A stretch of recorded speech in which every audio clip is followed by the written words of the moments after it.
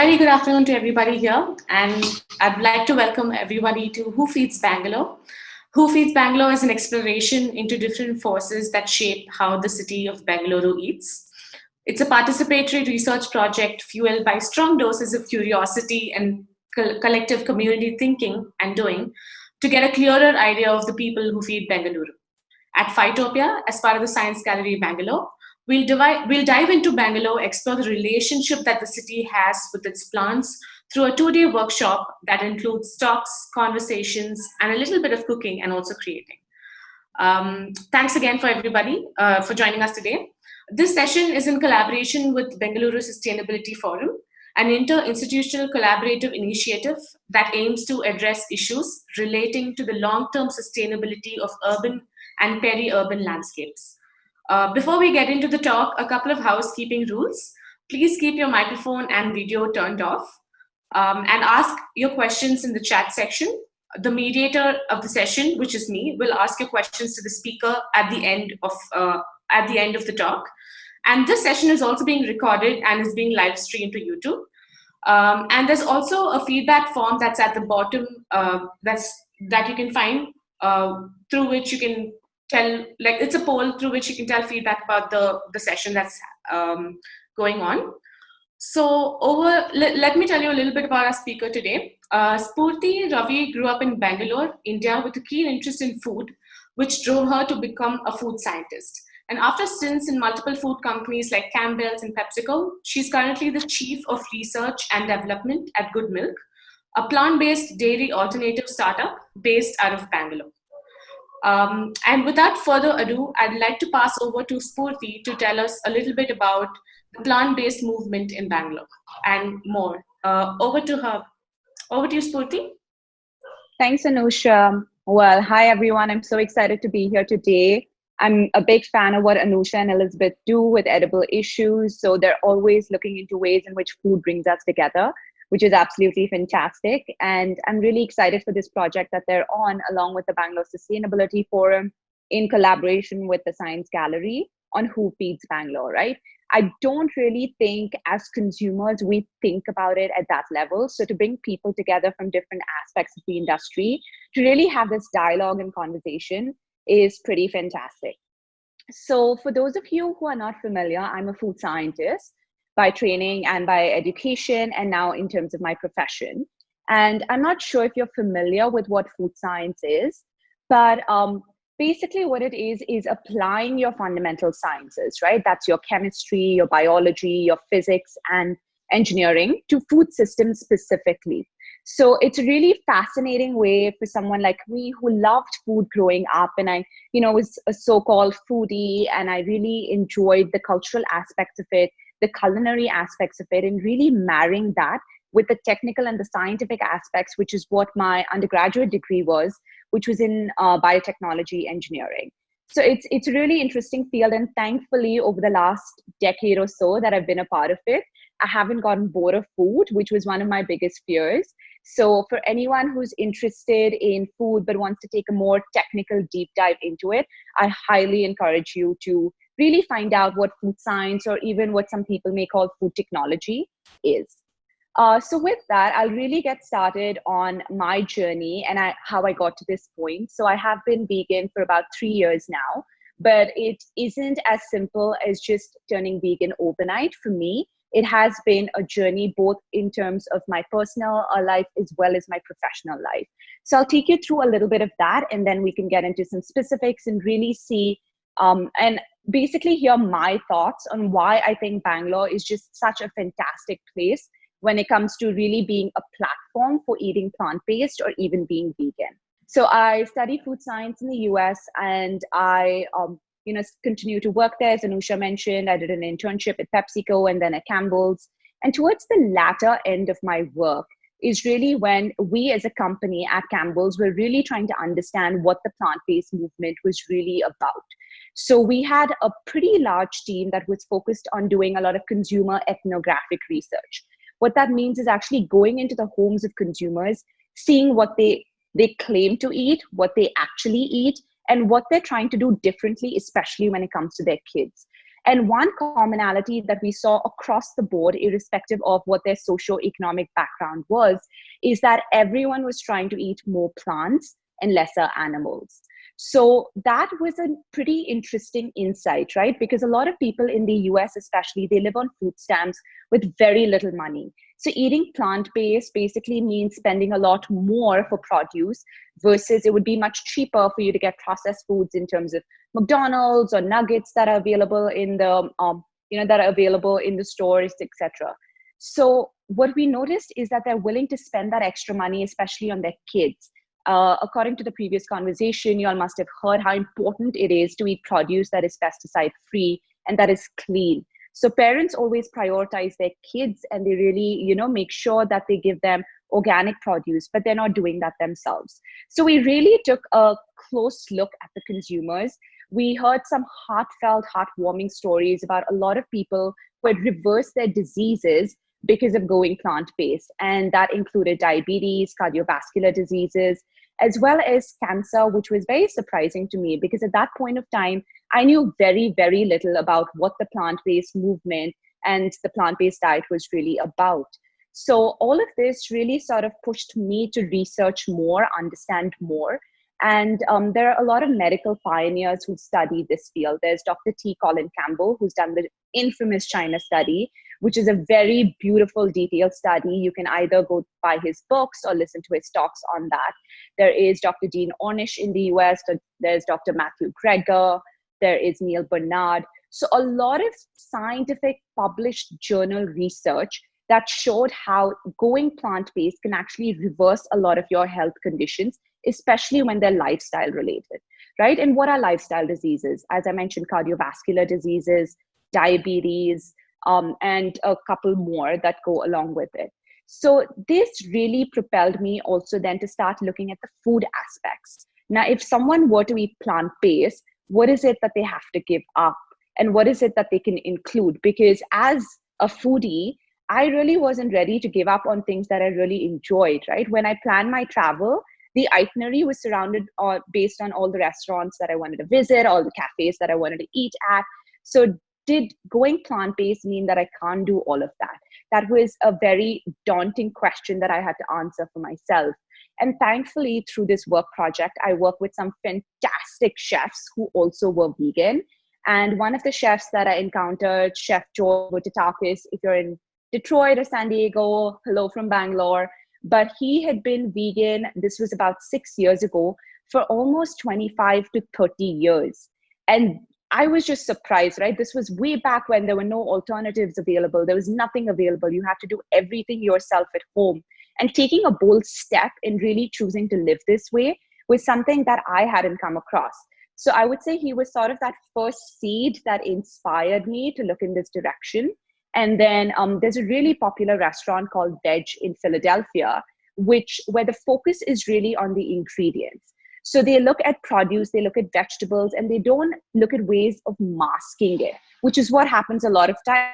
Think of like comfort food and dishes, you cover it with cheese, you cover it with oil. Nobody wants to taste vegetables. But Chef Richard Landau at Veg, he really enhanced the flavor of those produce items. And it was the first time that I tasted a fondue, which was made of rutabaga, which was a vegetable I hadn't even heard of at that point of time. And it was fantastic. I think I would choose it over the cheese fondue even before I turned vegan. So this really showed me how expansive eating plant-based can be and how it wasn't really restrictive or limited, right? So I think it really sort of took me on, it started off that journey and that path that has helped me reach this point today. And along the way, what I did is I transitioned out of dairy. So I started consuming a lot more nut milks and grain milks. And, I felt that my digestion was definitely much better. I was feeling lighter, healthier. So I reaped some personal benefits from it. But I still didn't make the transition yet. I would still eat that occasional piece of cheese. I would still have desserts from time to time. And for personal reasons, my husband and I, we decided to move back to India. And Bangalore is my hometown. So I fought really hard to come back here as it's a city I dearly love. And when we moved back in 2016, I took 6 months off of work. And during that time, I really, sat back and I had some time to really prep and see how I could potentially, eat way more plants than I used to before and wean off the animal foods even more. And the surprising thing that I realized, so I did grow up in a South Indian household, and most of the food we actually ate at home was, I would say, and it's a vegetarian household. So most of the food that we eat was like, I would say 90 to 95% vegan. The only non-vegan things that were on the table were ghee that we would add on top. There was curd that was also on the table. So it struck me for the first time that this is really not as difficult as I imagined it to be. There are very small tweaks that I needed to make where I could still sit down with my family. I still didn't need my mom or my grandmom to cook anything different for me. But at the same time, I could, potentially be vegan. And I will get into the difference between plant-based and vegan in a little bit. So they come from two very different philosophies. But basically, the point that I want to make here is, again, it's not as restrictive as you think it is. So finally, I made the leap. I decided to go vegan. One thing that I was also afraid of was being labeled vegan. So unfortunately, when it comes to this movement, there have been some negative connotations that have been associated with it. And people feel it's harsh, it's aggressive, it's cult-like. And these were some of the concerns that I also had, because I've always been someone who's very open and fluid, and that's how I really like to live my life. So did I really want to put myself in this box? And this is a point where I'd like to pause for a bit and really explain the differences of being plant-based and vegan. Because you've also heard me talk about those terms interchangeably, and they're not, right? So plant-based is focused on what you eat mostly, and it comes from a place of improving your health. So a lot of these doctors, why did they really prescribe the plant-based diet? Because there's research to show that it can improve your health. So the focus is on your health. And typically when people say plant-based, it also means more whole foods and less processed foods. But when you talk about veganism, it's not just about what you eat, right? It's an entire lifestyle. So the basic philosophy is, how can you live more kindly? How can you live more gently? How can you live more compassionately? And that is truly what the essence of being vegan is. So that means, respecting other species, which is animals. So keeping animals and animal byproducts off your plate, which is food. It's off your skincare that you use, the makeup that you use, the candles that you burn. There are so many places, the leather that you wear or that's on your car seat. There are so many places where animal products are used. And unfortunately, as much as like we'd like to believe otherwise, it comes from a place of cruelty. So vegans really want to avoid all of that. But there are two other entry points, right? Animal cruelty is one aspect of veganism, but a lot of people, especially over, I would say, the last 5 to 6 years, are turning vegan because they're concerned about the environment. And today, I'm sure you'll hear a lot of that in multiple conversations. We're all worried about, the climate crisis, the global warming that's taking place. And we all, in our own small way, want to really contribute towards it. And going vegan, as determined by the Lancet report, which did a very detailed study and came up with what they call the planetary health diet. And what is that diet? They haven't really stuck to being vegan or not, but the lesser animal-based products you eat and the more plant-based products you eat, the more impactful your food choices can be when it comes to saving the environment and slowing down this global warming that we're seeing. So environment is a huge reason why a number of people are drinking different kinds of alternatives, milks today. And then the third reason is, of course, there is health. So unfortunately, we are humans. We are selfish in our own way. My entry point into this entire lifestyle was actually health. That's actually what got me started on it. And when you realize you can feel better, when you realize that you can simultaneously protect the environment or do your part in it, and when you realize that the animals are being respected, there's no cruelty involved, I think you can sleep with a much better conscience. So today I'm very proud to call myself a vegan, which is something that I really hesitated with for a very long time. And that's also because I've understood where a lot of vegans who seemed harsh and aggressive came from. Because once you actually expose yourself to the cruelty involved, once you actually look at these videos, you see these documentaries, there are a number of them out there, it's very hard to unknow it. You can't really sleep, you can't really eat, no, ignoring those stories behind what's actually gone to get those animals to your plate. So with that, I think, hopefully, you'll have a distinction between what veganism is and what plant-based is. And today, veganism and vegan movement is actually really opening up. It's not about being 100% vegan, because it is a journey. It took me at least, I would say, after 3 years, most of my choices are in line with being vegan, but it took me a lot of time. I had to make choices with the house cleaning products that I bought. I had to make choices with the skincare products that I use. So it's really not possible for you to accomplish it overnight. So to be gentle with it, to be patient with it, and to really take your time to make those changes is something that the entire movement is very supportive of. So it's really not one versus the other anymore. And when it comes to Bangalore and being sort of, I would say, like the heartbeat of the vegan movement in India, and at the same time, a city that really celebrates plant-based foods, I have multiple thoughts and opinions on it, right? I think first off, I've only seen Bangalore transform from 2016 because there were a good 8 years in the middle that I wasn't in the city. But even then, when I came in, there was a very loyal, passionate group of activists who really tried to bring awareness to people. Their goal is not conversion always, right? It's to build awareness and tell you what is happening behind the scenes. So then you are empowered to make the decision that you think is right for you. So Bangalore has a very, very strong community that I've gotten to know slowly over the years. And even when you think about the first vegan restaurant in India, Carrots, that was started 7 years ago. A huge shout out to Shushmita from Carrots, who took a very, very bold step, because 7 years ago, and anyone who's familiar with the restaurant industry, you know that restaurant business is a tough business, right? I think a lot of you are aware about that. On top of that, you're adding another element in taking a stand of keeping it vegan. So to be able to take a step like that really shows how much passion you have for the cause, and how brave you are in order to deal with the consequences of that. And I was so happy when I touched base with Shushmita recently to hear that they celebrated their 7th-year anniversary a little before the lockdown hit. So Bangalore really encouraged this. And I think part of it is because the community is open-minded. They're willing to hear different sides of the story. Nobody is really hell-bent. We have a very young population, which also helps, because that's when you really have the flexibility to change your lifestyle choices and to potentially take a different direction.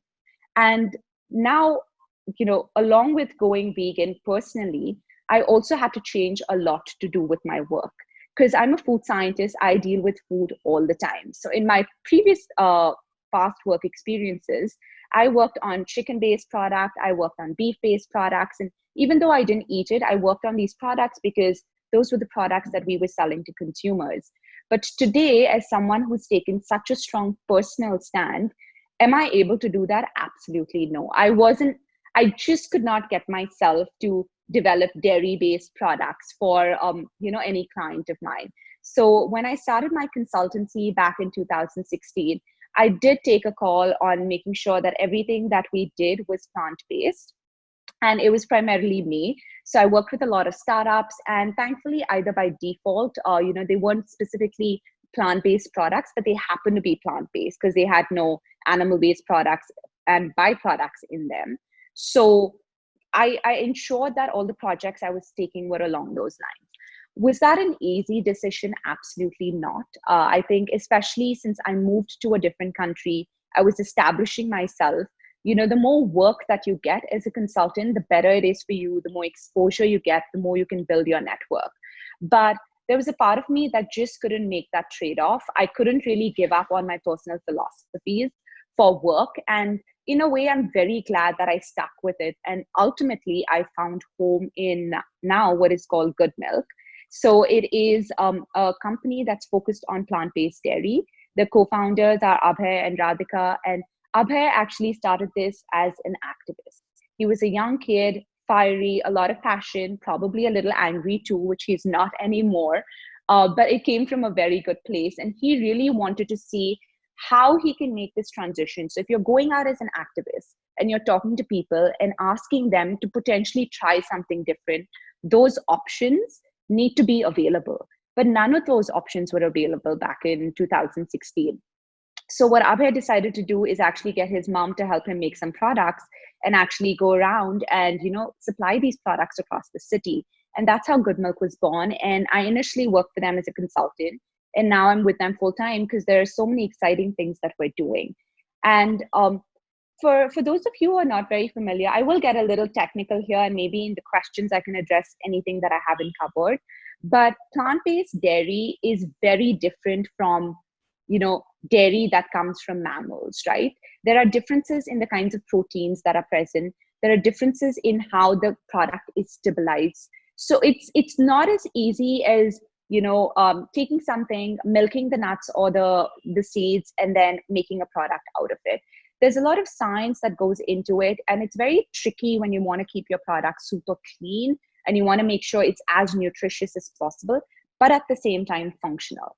So at Goodmylk, our mission is not just to have products that feel like dairy, but that also function like dairy, where you can make a strong, let's say, a milk. You should be able to make a strong filter coffee with it. You should be able to boil it in chai. Or our curd, you should be able to use it in a raita or a kadhi, so we've really thought about the Indian context and how Indians use dairy, especially from a culinary perspective. We've also tried to, really make sure that our products are as affordable as possible.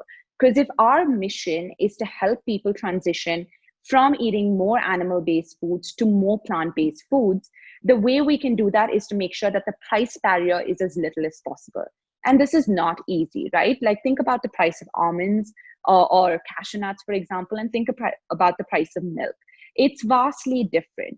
So we are trying to get really creative, and we are trying to really do our best to keep those numbers as affordable as possible for our consumers, because that's the best way in which we can achieve that mission. And I think, it's great to also have partners. And this is where Blue Tokai, which is a coffee chain, has come in and really done a fantastic job in partnering with us and offering our plant-based milks at the same cost of dairy milk, right? So today, if you go into a Blue Tokai and if you want to try a plant-based milk, price cannot be a barrier as to why you don't try that. So going back to the products, as I mentioned, there are a lot of differences. What we're essentially trying to do, if you think about dairy is typically obtained from mammals, right? Whether cows or buffaloes or certain other animals.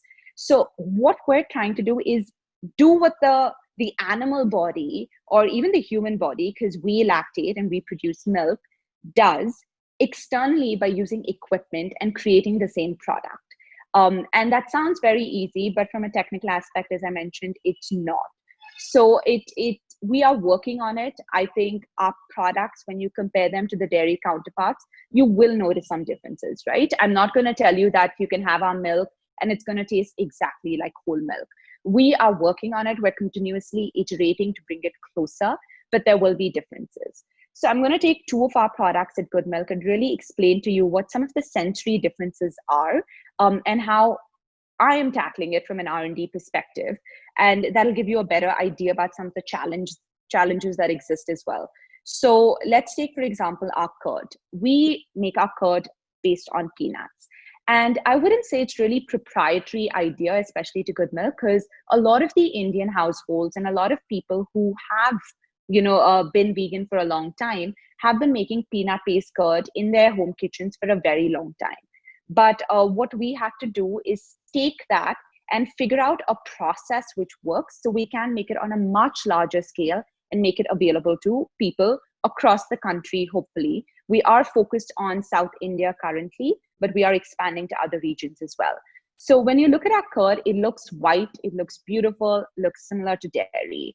It scoops, it's firm, and the texture is very similar.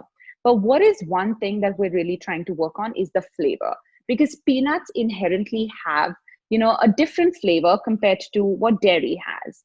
And there are different ways in which I can solve this. Some of it is to mask those flavors and to use a lot of additives, etc., which we want to avoid because we want to keep the product really clean for the consumer. But at the same time, we want to try and get closer. So we're looking at some very interesting technologies that in the future hopefully will even help us improve the taste. So the barrier is never going to be the taste of peanuts for anyone who doesn't like it. But otherwise, if you ask me, it makes a fantastic curry, it makes a fantastic raita.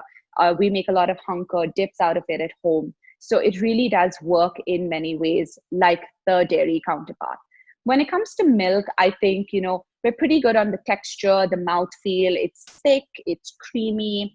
We're pretty good on the aroma. It has a little bit of that Swedish aroma that you expect from dairy, where, again, when it comes to flavor, that's one of the biggest barriers. You will taste a little bit of nuttiness. You will taste a little bit of that cereal that we use, which is oats. But like I mentioned, there are ways in which we can eliminate that very quickly today. But to do that, I may have to add some synthetic ingredients. I may have to do things which maybe nutritionally I don't feel very good about. So there are a lot of trade-offs that need to be made at this point as we develop the plant-based dairy sector, especially for the Indian context, who uses dairy very differently from how the West uses it. And that is something that's very exciting for us at Goodmylk, because we're so driven by this mission of helping people eat more plants and eat less animals, and basically having these options conveniently available to them. So, so their transition, their journey, their choices become much easier.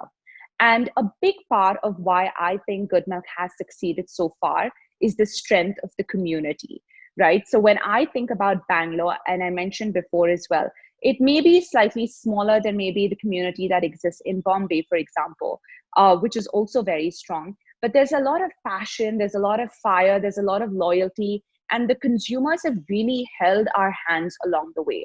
There have been times when the product hasn't been so great, or we had a manufacturing issue, and they've been patient with us. So that's something that we at Goodmylk don't take for granted. And that's something that I also love about Bangalore, is people are willing to work with us to really, develop these things which are not that easy, that take time, but also, ensures that we do it the right way with the right philosophy in mind. And the other thing as a consumer that I would like to comment when I think about Bangalore, especially when it comes to plant-based foods, is when I came in 2016, there weren't a lot of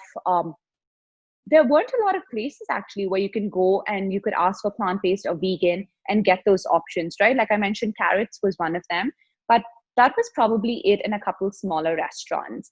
But then slowly over 2017, 18, I started to see a lot more food service restaurants open up in terms of small cafes that started serving plant-based vegan options, which is definitely exciting for people like me, because we want to go out and we want to eat and we want to enjoy food too, right? And also when I started seeing more plant-based milks pop up on the shelves, it was exciting, because to make almond milk for one person who's vegan in the family wasn't easy. I was wasting a lot of almonds. I was throwing away a lot of milk that was getting spoiled. So to know that these options were easily available to me and I could purchase them was also exciting. And I think today when I look back and I realize where we are at in 2020, it's just been such a fantastic transition. I went on to Zomato a couple of days ago, and there are tags saying vegan and plant-based. So it has never been easier to order food, to go out and get food that is vegan and plant-based. And to me, the exciting part is that these are not just coming from vegan or plant-based restaurants, right? They're coming from everyday restaurants. And that is the kind of inclusivity that I would like to see. And that's the kind of inclusivity that I think really helps break barriers. Because when we go out with friends, I can't force all my friends to eat vegan, but I can go out to a place that has both options. They can try some of the vegan dishes as well, enjoy it, and then it becomes a lot more inclusive. And I think I'm very excited to see more of that happen in time, especially in Bangalore, and to really see this community grow and for people to be and stay and continue to grow that sort of experimental attitude that they have in the city, and continue to hold our hands and hands of many other companies that will potentially come up in this space. And that's something that I want Bangalore to remember, is just don't forget how strong you are as a community. And I think that'll really help us position the city as one of the smart cities, not just in terms of, the IT innovations that are going on here, but also in terms of the food innovations and the fact that we could potentially show a different way of eating without a lot of compromise. And I think with that, I will probably hand it over to Anusha and we can take up some questions. Yeah, sure. So thanks so much, Spurti. Before we get on to the questions, I I want to ask you a question as a consumer. When you think of any food choices, especially a food choice like veganism, which also involves you to think about the region that you are in to a greater extent, how can you be sort of mindful of that? Like, how can you be mindful of alternatives, also keeping in mind the region that we're at? I think that's a fantastic question, Anusha. And I think being in India really helped me make that jump for one reason, is because we have so much of that locally available that you can substitute for, right? If we think about the dals, the millets, the fact that jackfruit is available very easily and it does a fantastic job helping you make meat-like dishes. Now, like a lot of mushrooms are being produced by smaller players and smaller farms in and around the city that helps you get those meat-like textures. So I think overall, when we think about especially the environment and how our food choices can affect them, you're absolutely right. Making sure that it's as local as possible is also important. Because if we're just going to consume fancy imported foods that happen to be vegan, it's really not going to help any of us today and not going to help tackle any of these issues at hand. But it takes some creativity. People across, I remember when I was in the US and people were making lentil bolognese and it was like this big thing. And I was like, okay, what is it all about, right? It was pretty much like a gravy with our dal in it. So I was just like, wait, it's just positioned and marketed in a very, very different way. So I think we in India have the ability and have the access to so many different kinds of grains, pulses, legumes that help fill nutritional requirements, help fill the sensory requirements, especially when you're sort of moving in that plant-based direction, that it positions us to really do much better. And even I'll take, for example, Just Egg, right, which is a company that has been trying to really create the perfect plant-based egg out of which you can make omelets and scrambles and things like that. What is the key ingredient that they use? It's actually moong dal, and they call mung bean protein. And most of their initial R&D work, if I'm not mistaken, actually comes from India. They did some pretty interesting work where they took their actually Just Egg and they gave it to a lot of these carts where they typically sell bread omelets. And they had people, Indians, locally walking around the street, taste that. And they were like, this is fantastic. And I think this has been happening in terms of street vendors in Delhi for a long time now, but we just never knew about it, right? So it's also really tapping into these hidden gems. And the other thing that I really like to keep in mind is try to be seasonal. So when it comes to being local, it only makes sense that you're also eating seasonally. So when you eat seasonally, the other thing that is a concern that is addressed by a lot of people converting to veganism is the cost associated with it. Because there's a big misconception that going vegan or plant-based is actually going to bump up your grocery bills a lot. Honestly, I think I probably halved my grocery bills, and I use everything organic. And I make sure that I'm very particular about the produce and the ingredients that I use. And still my bills are very, very low. Because when you eat seasonal, it's coming from places that are close to you. So the transportation costs are much lesser. The costs associated with storage are much lesser. You get fresher produce that's more nutritious. So it just checks off a lot of boxes. And I think from a more technical research perspective, there's a lot of work being done with certain organizations in Hyderabad and GFI, etc., where they are really tapping into the ancient Indian grains, especially when it comes to millets, and seeing how we could potentially position that as being an excellent source of protein. Like, why should we only get protein from pea, right? That's not the only plant-based source where you get protein. But today, when you think about it, vegan or plant-based source, everyone basically pushes you towards the pea protein, and that is what is available. But I think in the next 5 to 6 years, we'll see a lot of exciting developments in this space. And I think India is really positioned to have an impact just based on what we have available to us. Awesome. So let me start taking questions from the audience. Shivani wants to know, does Bangalore have a bigger culture of plant-based eating when compared to other cities in India? I would say I think it started off, this is again, in my opinion, I've been in Bangalore technically for the last 4 years. So I've sort of missed out on that early part of the movement. But I do think Bangalore started off sort of being, one of those cities where you could be vegan and you had a lot of options. But I think Bombay and Delhi has actually caught on very, very quickly. I personally love going to Bombay and enjoying the food there, especially as a vegan. It's just they have so many options, fantastic cafes, a lot of desserts, which is something that I love, which is hard to get your hands on often as a vegan. So I think Bombay has really sort of come up very quickly. They've built a very strong base. And the interesting thing there, it's a strong food-driven city. So I think it's positioned itself pretty well there. Delhi has also caught up tremendously. But I think the difference though is that Bangalore, even Hyderabad, I would say, and Chennai, we're all smaller maybe in numbers, but we're a lot more passionate and more committed and sort of more loyal about it. I think the community is a lot more connected in these places. And I've noticed that in the South Indian cities especially, that aren't big in numbers, but I think they're really there in terms of community strength. So are the vegan products that are developed accessible to a larger society than just the vegan community? I think, sorry, go ahead. I mean, that is the goal, right? I'm going to say that is the goal. Our goal is, my goal in terms of focusing on developing plant-based products, even personally, is not really for just the vegans to have it. Like today, my mom has transitioned completely and she has her daily tea and coffee with our product, which is Goodmylk. But she is not 100% vegan by any means, right?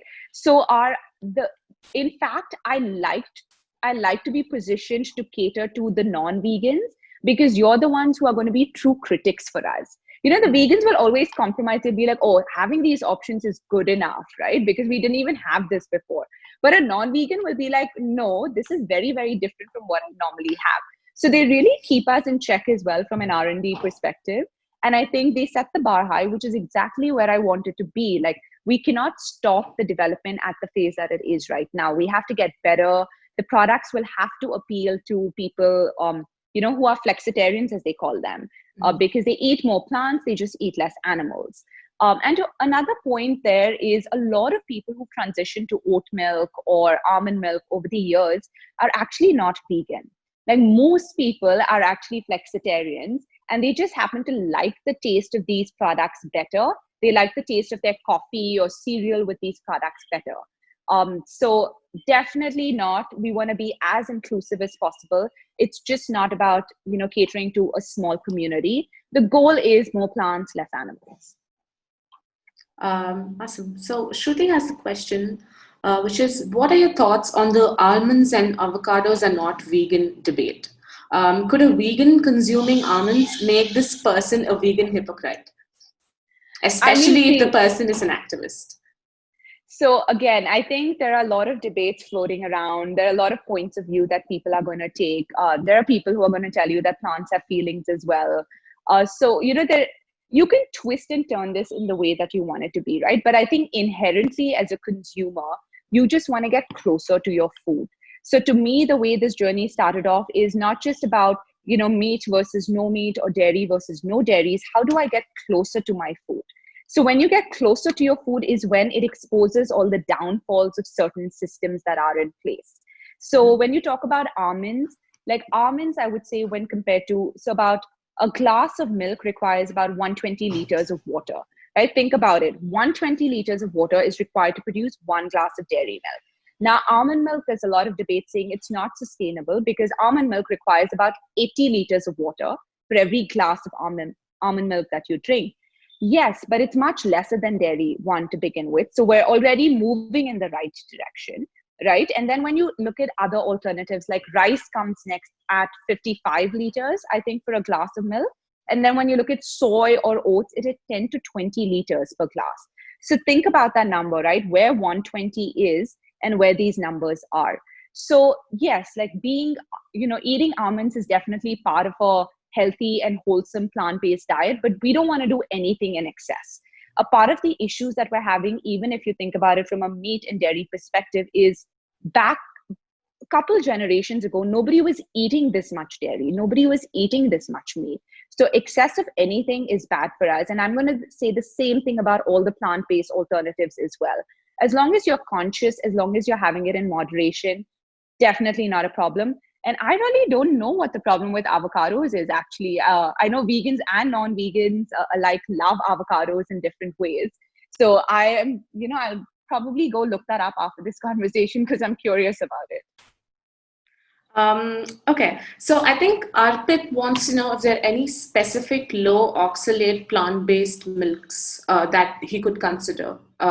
He mentions that when he tried switching out from dairy, he had kidney stone issues.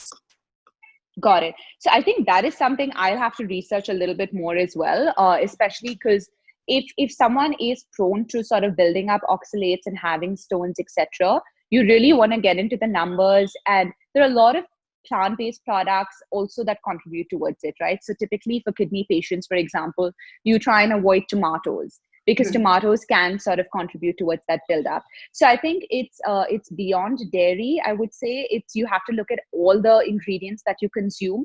And really, my recommendation would be, what I would do is go to a nutritionist, someone who can really break down the components of the food for you and really create a plan saying that, this is how you could potentially be plant-based and have low levels of oxalates in your diet. That would be the right way to do it. I wouldn't only focus on the dairy part, actually, or the milk part. Like, look at everything else you're consuming, because he's right. A lot of plant-based foods, greens, tomatoes, etc., they all can have levels of oxalates that could, for some people, be an issue. Okay. So Kumar wants to know, with the increase of plant-based diets in India and globally, do you think plant-based and vegan product-based companies keep in mind the ripple effect of such demands? For example, monoculture of, say, cashews or avocados or almonds, which tend to be the basis for most of these products. Definitely. It's a really tough one. I'm going to say that, even at Goodmylk, we're a company that has a lot of activists in the company. We have environmental activists, we have vegan activists. So we're all trying to do the perfect job and make the perfect decision. But it's very, very hard because there are trade-offs that you have to make, right? It really depends on what the state of the industry is today and how much you can solve for that problem. Because if let's say, either I would take Goodmylk as an example, if we as a company want to solve all the problems that exist, we can never launch anything. So our strategy in these situations is make the best choices that you can today, get the products out there, but never lose sight of how it can get better. How can it be more sustainable? How can we avoid monoculture? Do we have to stick to cashews and oats? Are there millets that I can work with? Are there other grains that I can work with? Is there a combination of materials that I can work with?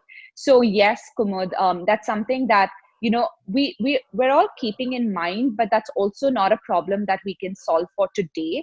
It's just it's going to be a slow process of trying to make the right decision every time, and hopefully try and diversify, right? And one of the health benefits of a plant-based diet actually comes from its diversity. So if someone's on a plant-based diet and they're only going to eat almonds and cashews and greens and potatoes, it's not going to help them in any way. The more you eat, I think there are recommendations for at least 30 to 40 varieties per week is what you want to consume. And when I did the math, without even trying to, thanks to all the lovely fruits and vegetables that we have in India and grains, I can easily go up to 60 to 75 without even trying to incorporate it. So I hear you, Kumud. It's something that we keep in mind. It's not a problem that is solved for right now because we're still not that big. We haven't reached that point where plant-based industries are causing monoculture. But again, if you see the movement, right, like almond milk was very, very big at one point of time. And it does produce a very delicious, creamy product that makes it easy for everyone to like.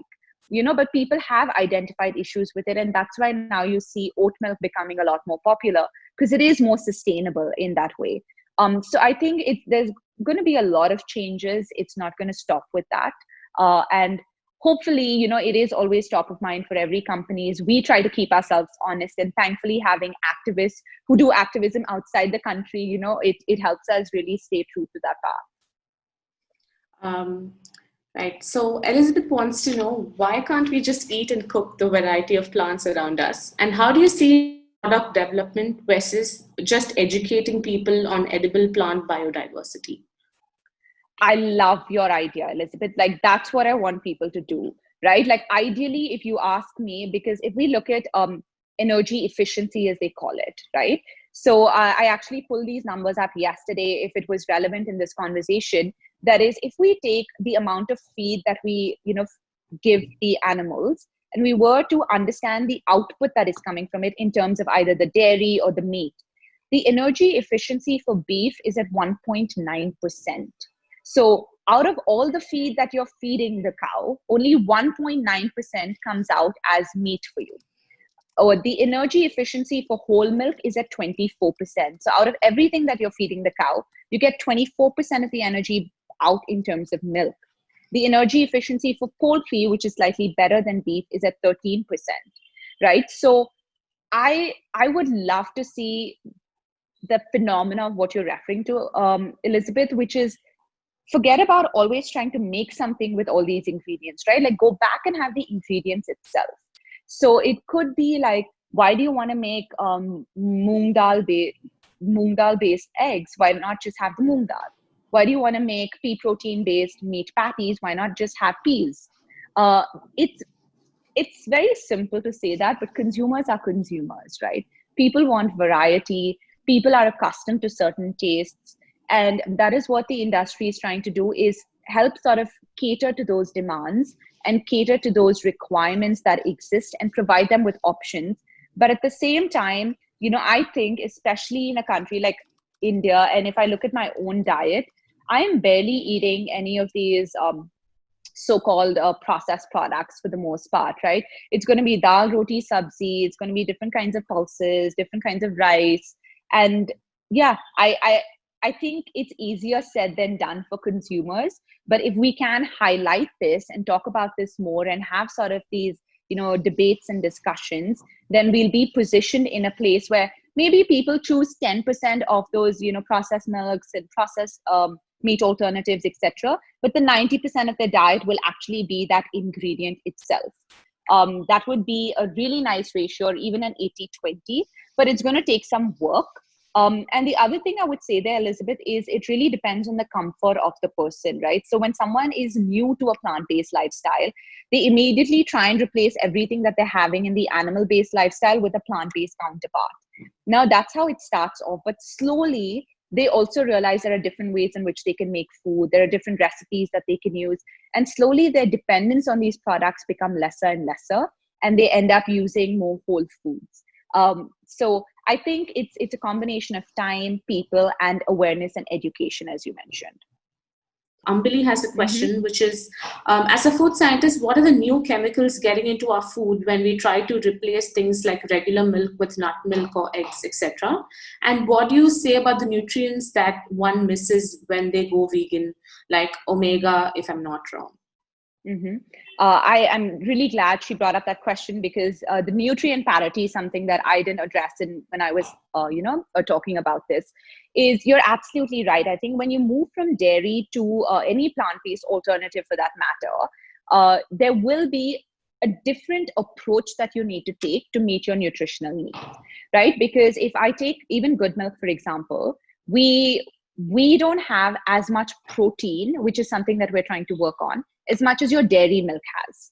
So now if someone's going to consume our milk and assume that they're going to get the same percentage of protein, that's not going to happen. But what I would encourage people to do is really, the food industry is very, very transparent, right? The ingredients that go into your food and the nutrition is always on every pack that you purchase. Flip the pack, look at the back, really familiarize yourself with what that nutrition looks like. Now, what that means is you need to you need to diversify your diet in a way that you incorporate those elements that you're missing. So you're absolutely right. A lot of times omegas are a concern. They're surprisingly not a concern just for vegans. They're also a big concern for non-vegans just because of the diets that we have these days. So what you'll have to do is, what are some plant-based sources? You could use flax seeds, you could use walnuts, right? They have ALAs, which are a different kind of omega-3. So, you'll have to come up with creative ways in which you include all these nutrients. That's something that I've spent a lot of time over the last 3 years, because nutrition is something that I am particular about, besides also being plant-based and vegan. So you have to get very creative with it. You have to educate yourself. And I think take this as an opportunity to really educate yourself about food. And I think that's when you'll really, to Elizabeth's point, you'll really open up your eyes on how nutritious plants can be. Calcium is something that I suffered with throughout my teenage years. And every time the doctor told me, drink more milk, drink more milk, drink more milk. And there was only so much milk that I could drink. And I always had to take supplements. And after I turned vegan, I've been very particular about my blood tests year over year. The first thing that I noticed is my calcium levels were actually in the normal range for the first time. And I was like, wait, this is very confusing. I thought it would have gotten worse and I'll have to bump up my supplements. What I noticed is that, I was eating a lot of sesame seeds. I was eating a lot of greens, like all these things which are very plant-based foods, which are very rich in calcium, that are never positioned to us as a source of calcium. So you'll be surprised with how you can get almost all the nutrients from a plant-based diet. It requires some planning and education. The other thing that you will also hear about, especially when it comes to comparing these two diets per se, is B12. Right? So B12 is something that's just not a function of a vegan diet. It's actually a function of how sterile our entire food supply chain has become, because B12 is produced by microorganisms. So for something like that, I would definitely recommend a supplement. It's hard for you to get it. There are certain sources, like let's say chlorella or spirulina, that can have small levels of B12 that you can actively absorb, but you will have to depend on a supplement for that. Just be creative with it. You can find a way in order to go around it. And sometimes you will have to rely on a supplement. That's not a bad thing either. The second part of the question, I think, was around the chemicals that are getting into the foods that were potentially not in dairy foods, right? So one of the things that if I really look into the dairy industry and the problems that we're having today, and I believe even the FSSAI did a study recently, a couple of years ago, which showed that 60 to 70% of the dairy-based products we consume are actually adulterated in India. So there's a lot of adulteration happening. People are always trying to sort of give you the shorter end of the stick.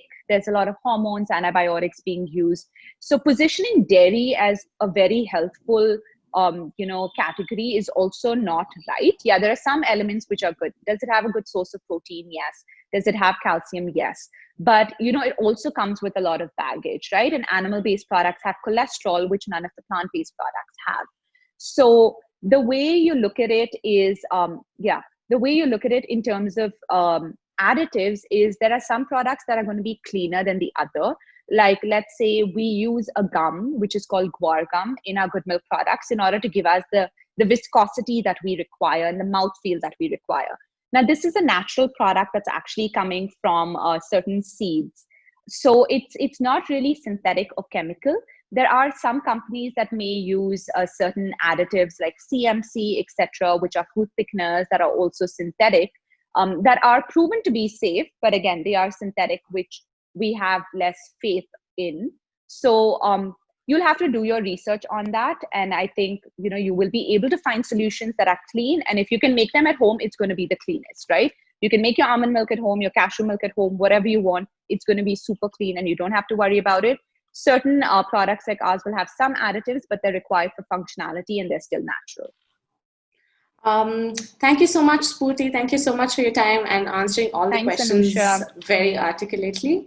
And don't forget to check out all the exhibition at the Science Gallery website for more such interesting talks and workshops.